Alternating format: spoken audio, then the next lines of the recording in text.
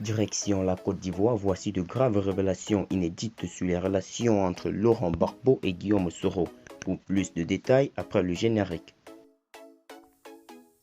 Avant de commencer, n'oubliez pas de vous abonner et d'activer la cloche de notification, car cela va vous permettre de ne plus manquer les prochaines vidéos.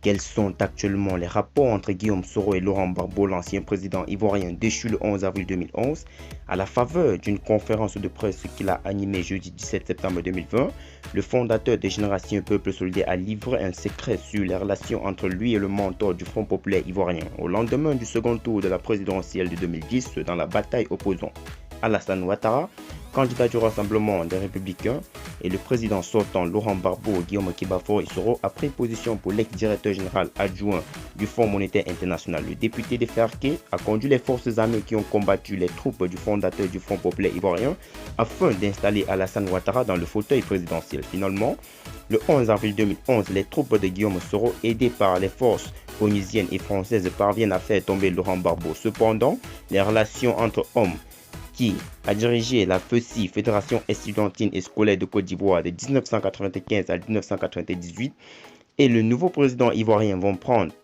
du plomb dans l'aile. Les deux hommes deviennent des adversaires suite à la démission du patron des soroïstes de son poste de chef de l'Assemblée nationale. En profond désaccord avec Alassane Ouattara, son allié d'hier, Guillaume Soro s'était déjà engagé sur la voie du pardon.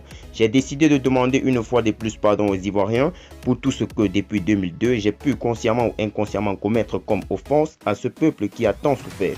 J'adopterai la même démarche de pardon et j'irai demander pardon à mes aînés, le président Henri Konan Bédié, Alassane Ouattara et aussi Laurent Gbagbo, avait-il lancé quelques années plus tôt. Mais depuis, malgré cette démarche, Bogota n'a pu obtenir une audience auprès du fondateur du Fonds populaire ivoirien, établi en Belgique, après avoir été acquitté par la Cour pénale internationale. Cependant, Guillaume Soro se veut rassurant.